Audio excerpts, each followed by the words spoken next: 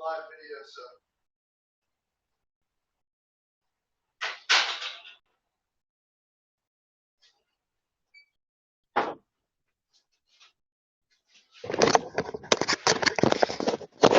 All right.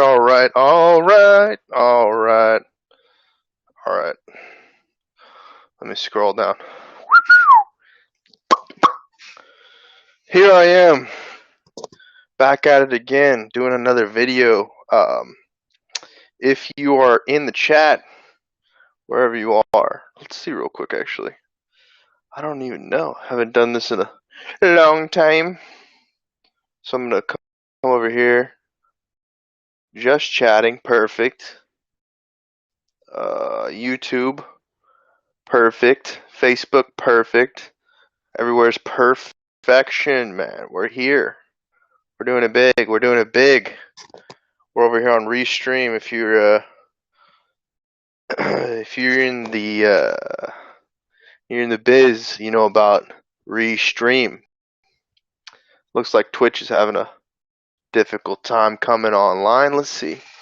Did we go live? We went live on Twitch. There we go. Now we got our broadcasts up. We're making a broadcast here. So this is kind of like the wild world of Trent Knox. Got some notes. Lots of topics to talk about.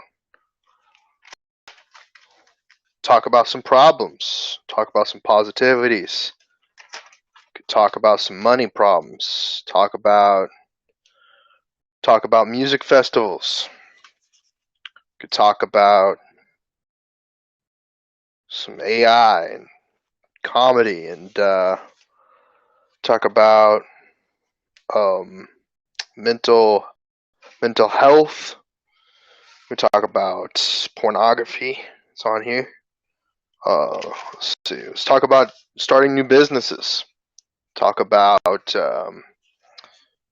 else we talk about? We talk about having belief systems and making assumptions, being about perspective and opinion, and taking acknowledgement and validation.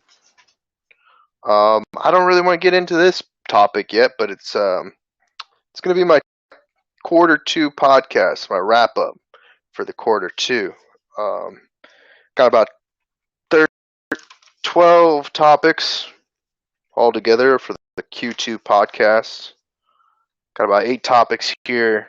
Well, not necessarily topics, but 8 references to esports. Let's see what we got on page 10 here.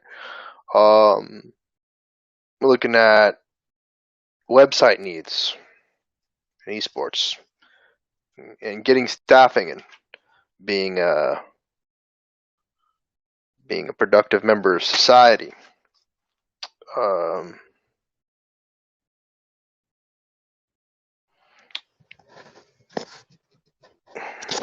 It's a question. Maybe we'll just start off right here. I have this question, and it is, why haven't I discovered someone working the way that I work? And I tentatively answered this question that said, the process that I have been implementing has not worked like a unicorn. And then I kind of went into and wrote a side note here. I said the Henry Ford quote about if I had asked the customer what they would want, they'd say that they want a faster horse rather than a car. And so I kind of took that to the next level, and I said people would rather, I feel like this is actually not, people would rather have a Pegasus rather than a flying car. And we'll come back to that, I guess. Another note that I have here is for LinkedIn and the LinkedIn optimization that I've been working on for Esports Business Network. And this is another topic that I I didn't really get into too much detail with Knives About, but this topic right here, I feel like is important. I feel like getting into what does it mean to be B to B? What does it mean to be business to business? What does it mean to operate in the marketplace of business to business? And how do businesses engage with each other and um, make things happen, as well as turn a profit or make some cash flow. And I said, and we'll come back to this again, but I said my goal is to be better, is to better understand the economy. Oh God, my goal is to better understand the economy. Esports has its own economy, separate from the gaming industry. So basically, talking about kind of figuring out um, cash flow in esports.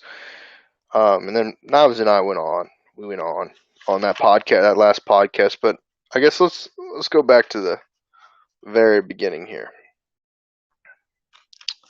Wow, the very beginning. I didn't even really bring this up, but um, starting off right here, projects. The projects that I've been working on. This is some stuff from quarter one, to be honest. Quarter one 2020 was a real eye-opening situation. We got January, February, March. March came and went, and March was like the opening act of what we would like to call the pandemic, and some people called the plandemic. If you've watched the Netflix documentary, um, and I had some audacious ideas, and I have written down here some pretty interesting names in hip hop from the Texas hip hop scene. Three different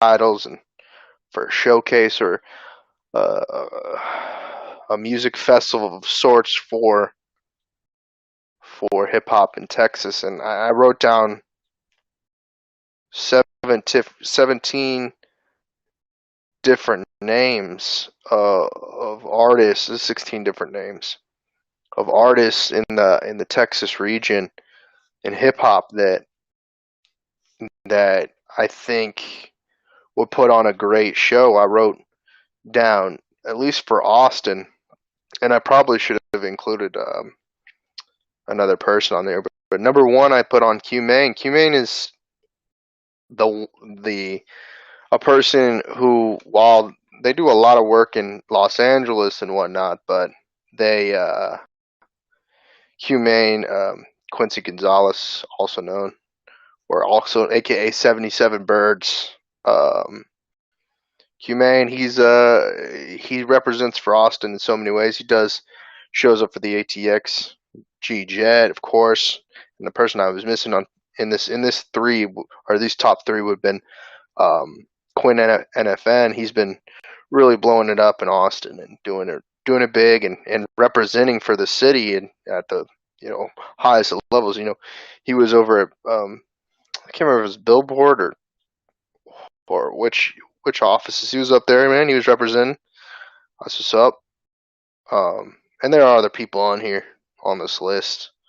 But these are the ones that come to my mind when I think of, in addition to there being some southern hip hop artists like Boosie and Kevin Gates.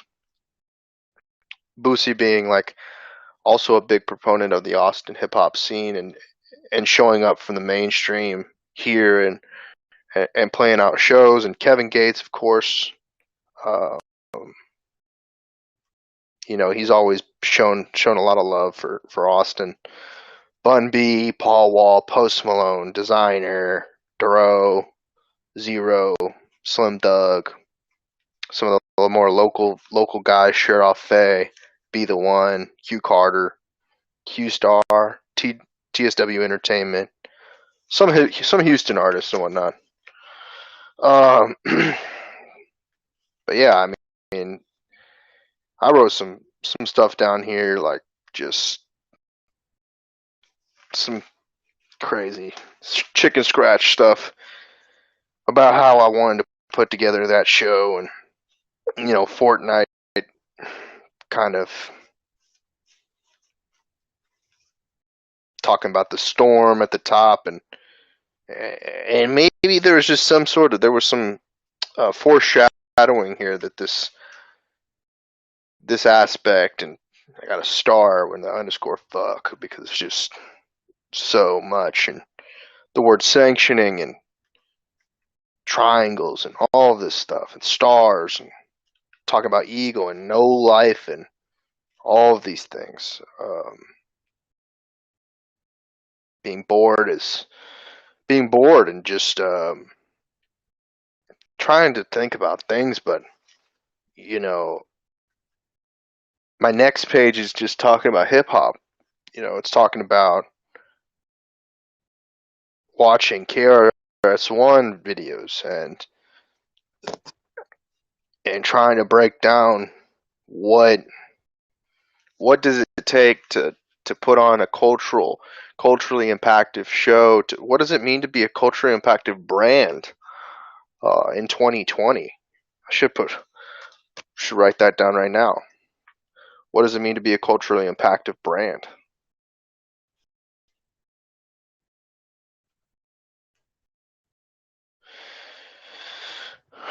The trouble with this question is there's really a couple things to think about here, and I'll get into it in a second.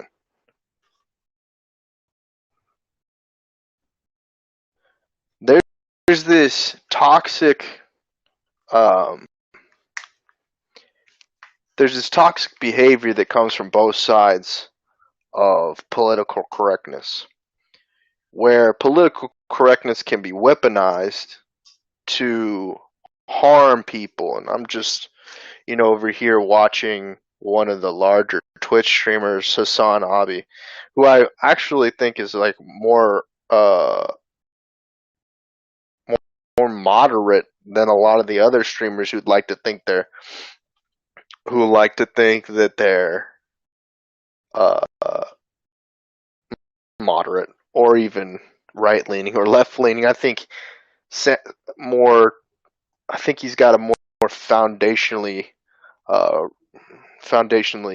supported perspective. Although he's had those kind of moments where something was said that would be could be considered offensive to a, a large demographic of individuals. But what I was trying to get at with here, what does it mean to be a culturally impactful brand, is that it's like every single time we turn around, big mainstream brands that we all know and we all don't love, or we all love, are on some political agenda, whether it's, you know, gender discrimination, uh, sexual orientation, uh, racial struggles, some sort of thing. And the challenge is like, and this is where I say it's both positive and negative, is that they're just feeding into the negativity by not bringing some sort of value to the table. Just because you change your avatar to be a black avatar, or you change your branding to match um, match what all the other brands are doing, like putting rainbow flag or for whatever thing that's going on. It doesn't really it doesn't have a large impact on the cultural perspective. I mean, a certain demographic of radical people are gonna uh, a small demographic of radical people are going to relate to that sort of sentiment.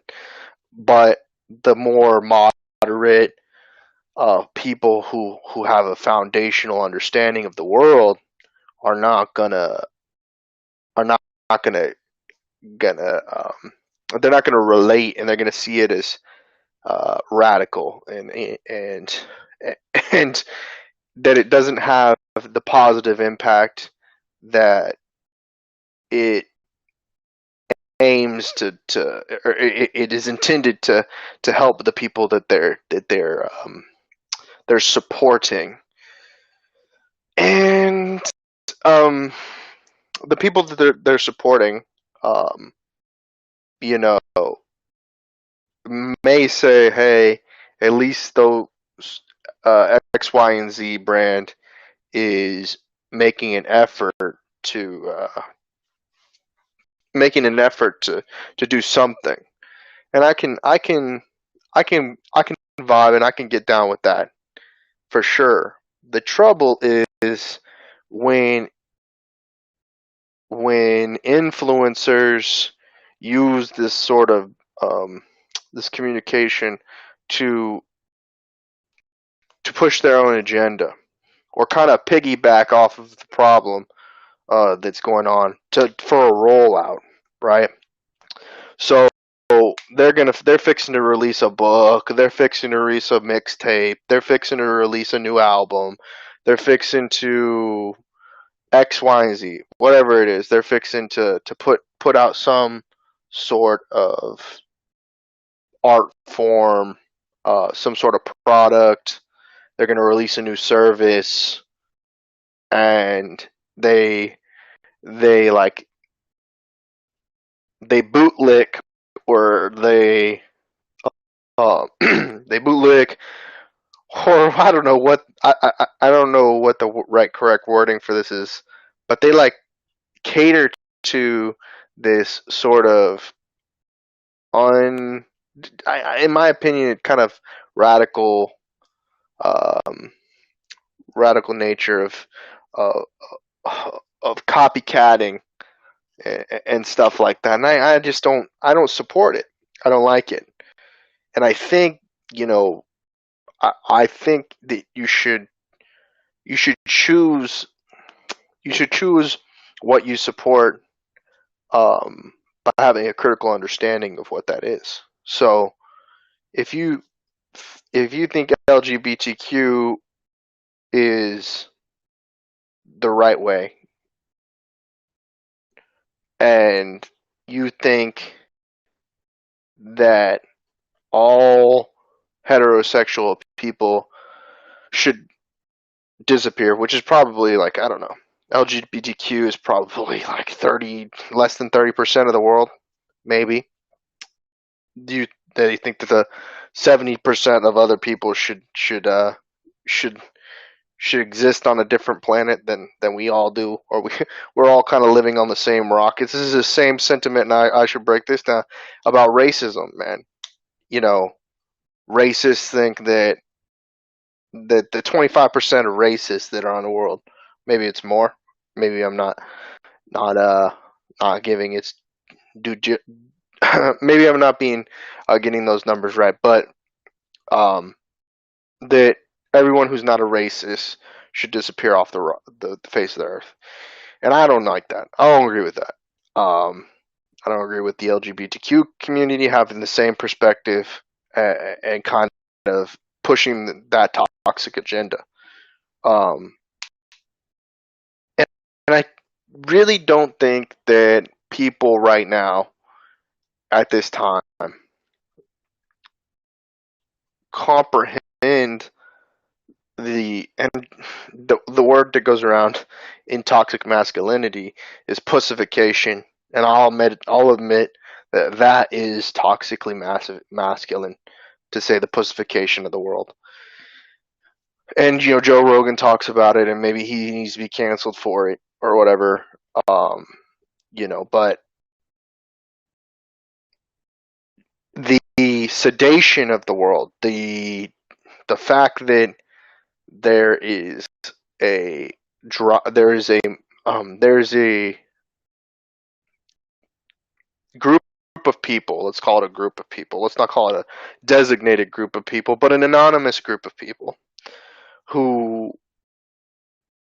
want to see chaos. They just want to see the world in upheaval constantly, and that there there is this there there is there is a thing to understand about that chaos is that the world is created on chaos, but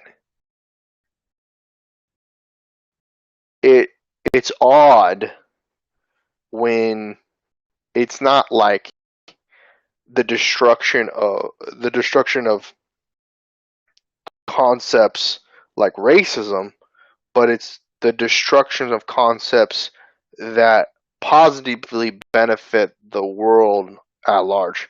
So you get kind of odd combinations of things where you have racists that believe in global warming, and then you get LGBTQ people who don't believe in global warming. And you get these sort of you think contradictory uh, belief systems in individuals, and that's sort of the chaos that kind of brews up and ensues in sort of these strange ways. Shout out to I Live Big Muscles Pog. Um,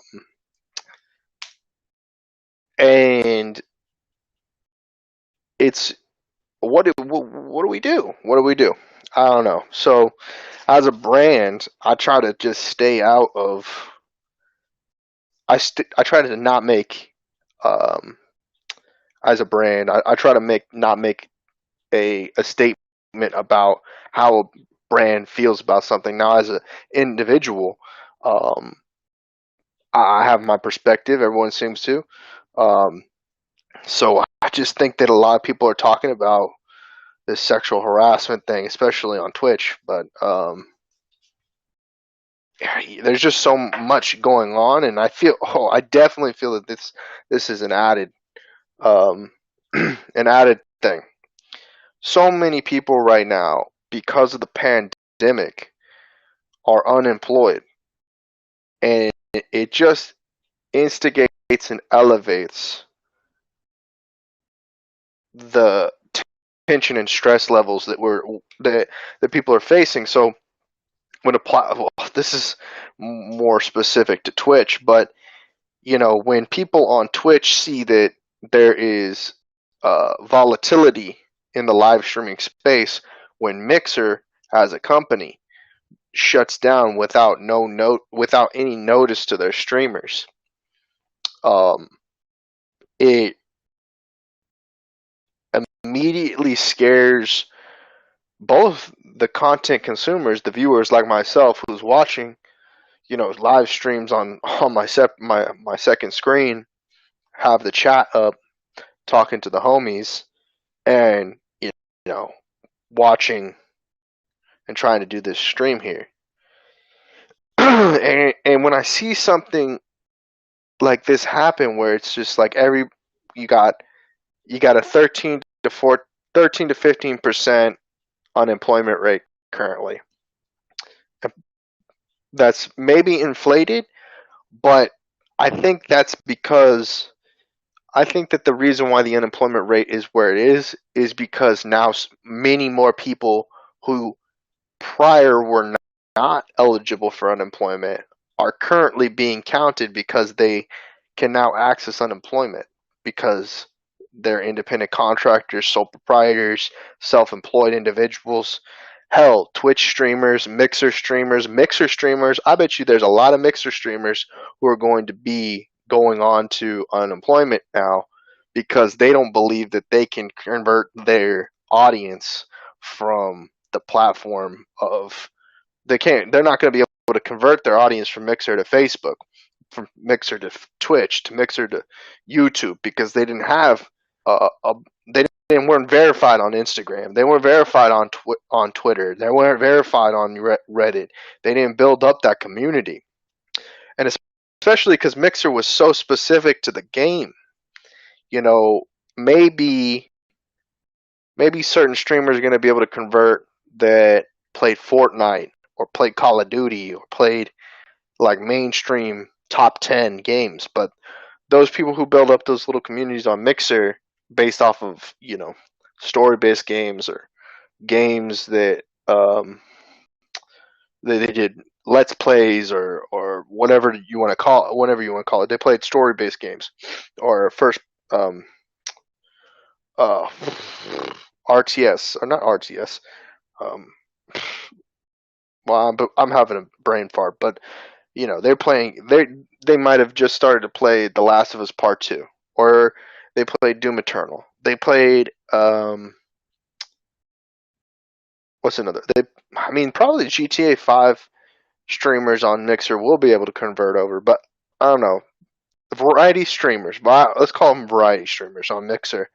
They're going to have the biggest challenge to convert over to Twitch or YouTube. I'm just going to say Twitch because, to be honest, Facebook isn't going to give them a lot of reach.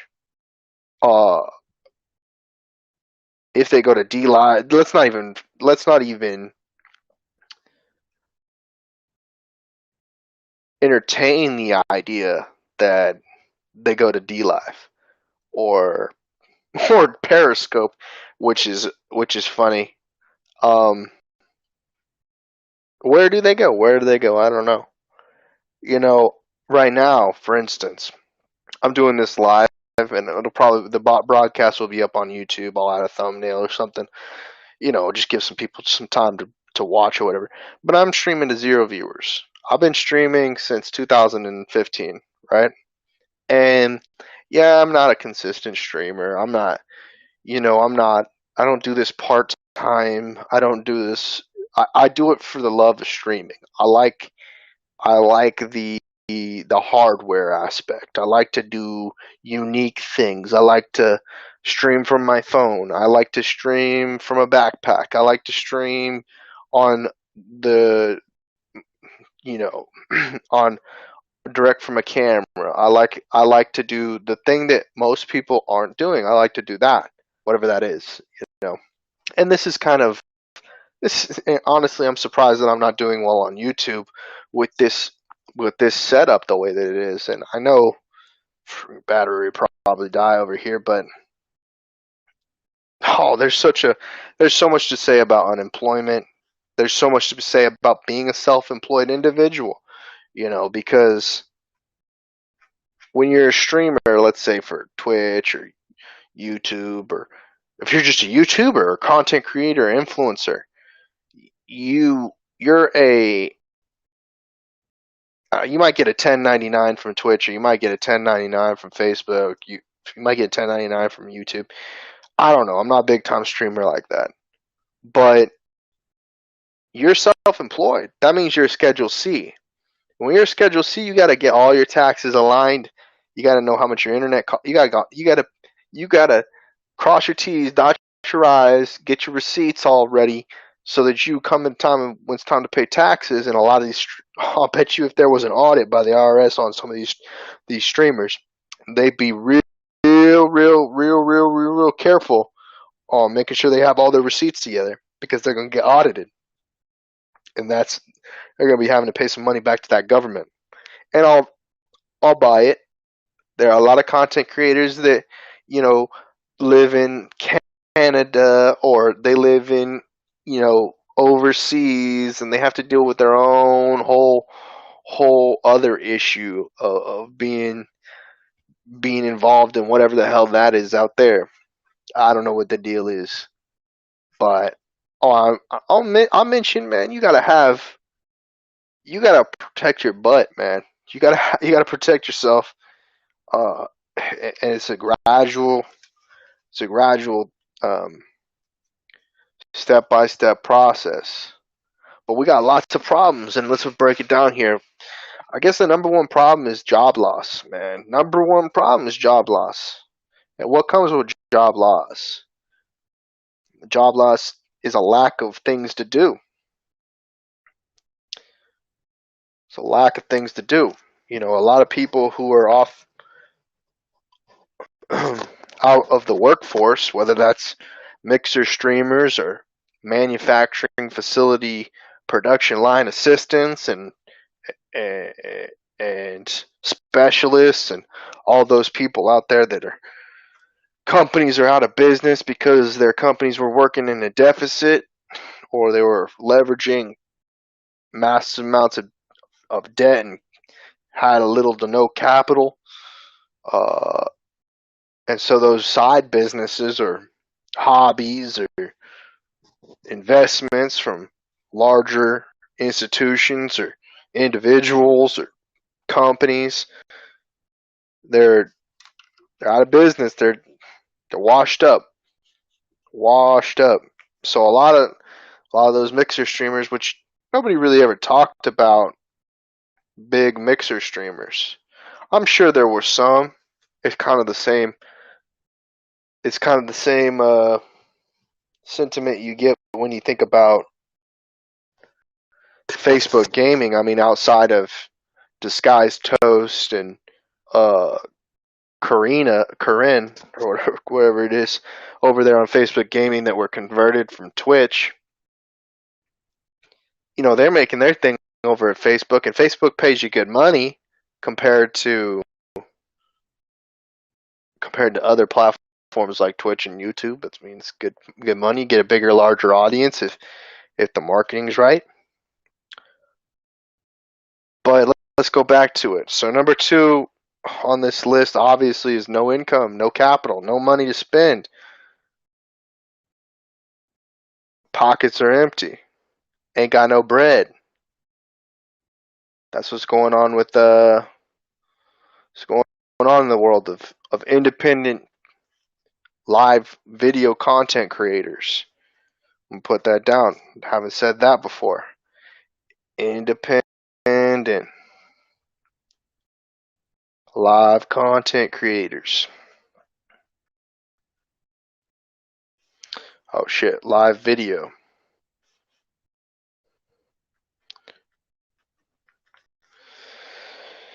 And so everybody's gonna get dispersed. Got no money. And take a stimulus check if they go over to Facebook, if they're a partner, mixer partner. Catch a real quick $2,500 check. Maybe get on with their lives. Take that, flip it, do something different. Who knows? That's a $2,500 check, right? That's what it is. And now they don't have a platform. There's no house. They lost their house. They lost all their money. So now they lost their house.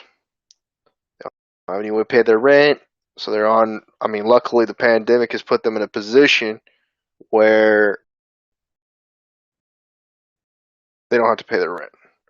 Best believe, unless Congress comes around and does their thing, the Father, Son, and the Holy Ghost it, and get it done, like whatever it needs to be done.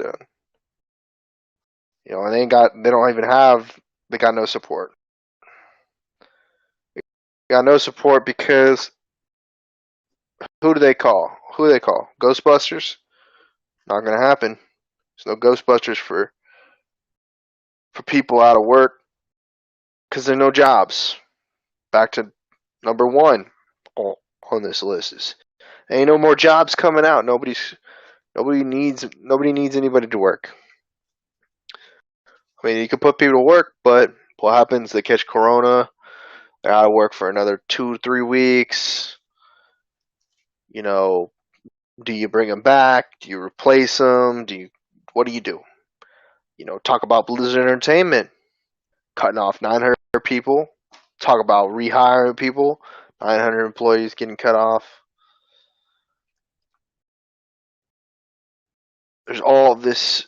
Everybody wants to talk about the stuff that happens in tabloids. Stuff is happening, with Crystalia. Ugh. Fuck Crystalia, man.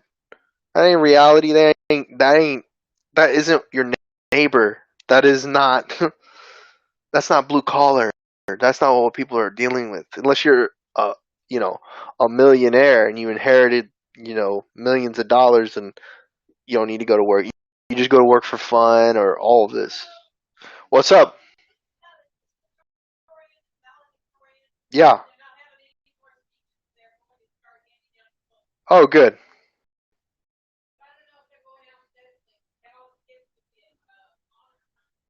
Oh, okay. I'm gonna watch it in here.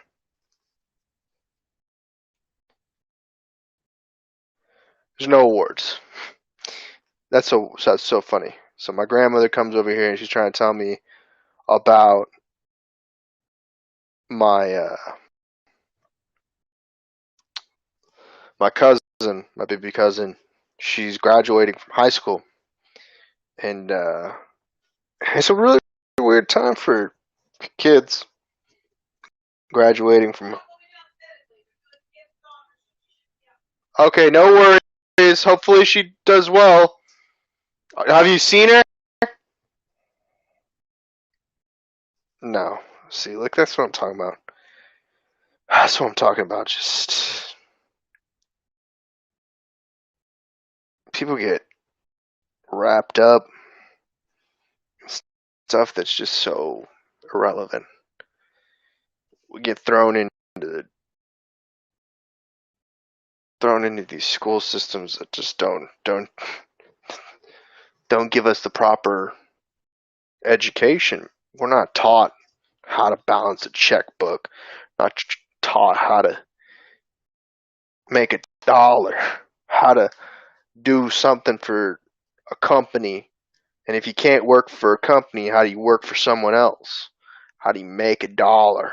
How do you how do you get money when you don't come from money? How do you how do you get a job when everyone around you doesn't have a job, you know, in the traditional sense? When when there are so many entertainers out there and little to no people who produce things, like, you know, seldom do I run across somebody whose family is in is capable of sustaining their livelihood based on producing some sort of vegetable or farm to market sort of product. There's like no one I know that's capable of doing that, unless they're a major millionaire rancher who has cattle all over the state of Texas or in Colorado, anywhere in, up the middle of the country, eastern United States. Nobody raises chickens and is surviving off of selling farm raised, grass fed non GMO chickens. No one's doing that, and I just feel bad for these kids because they're not even getting a justified education. They're getting thrown into graduation. They're telling them you don't have you don't you've lost all these years and the of your adolescence and in in such a quick pace due to mistakes done by generations before them. I mean, I guess I kind of experienced that and faced that myself. Um, but I don't know. Folks just need to be able to have a little bit of a break. It just doesn't need the world doesn't need to be so heavy. It could be much easier. I mean, we have automation, we have tools and robotics and all of these things that that are supposed to make the world and social cultures easier. I'm getting emotional here. Just about it and having anxiety and stuff like that. But we got halfway through these documents, and I want to save some of it for the Q2 podcast because it's about 2-3 pages into these notes. And this was kind of a recap in some ways of the Q2 podcast wrap up. And the Q2 podcast wrap up was actually a little bit premature. I finished that one off a little early. It was kind of a weird time, the end of March. The end of March. January, February, March. Yeah, the end of March, with the fact that, I flew out to, no, that must have, yeah, the beginning of March into February, I flew out to LA, got back and did the whole Houston thing, finished up doing some work with Robert, and then Robert's business was shut down because of the pandemic, and all this stuff happened. And so feeding into Q2, this is sort of some of the stuff that we can talk about, but we'll talk about Q2 on another episode. I've been on here for about an hour just to shoot the shit and whatnot, and give y'all a little bit of content, just if you're following or whatnot. And I'd like to make this sort of more of a thing. I mean, I'm trying to make it easier on myself to produce this sort of content because, I got the whole setup and everything like that, but it's more complicated to set the whole thing up. And let's say just like, shout out to whoever joined in on Twitch. I don't know who that is, but it's much easier if they're interested in joining on the show. When I say join the show, I just, they send me a message on Instagram or send me a message on Twitter or send me a message on my Facebook page, DM me on Twitch or wherever the platform is that's easiest to message me on. Trent Knox or Trent Knox TV. That's pretty much who I am. And then they just hop on the show. Like I invited Knives on earlier. The last episode I had Knives on. I invited Brian on. Brian didn't get back to me. So, I mean, it is what it is. But thank you for tuning into this episode of the Hard Knocks Life with Trent Knox. Or Trent Knox's Hard Knocks Life. That's what Brian and I were trying to work out there. I forgot it's Trent Knox Hard Knocks Life. That's what it is. And featuring some guests or some shit. But anyway, yeah, follow me on social media. Thank you guys for tuning in. And I'll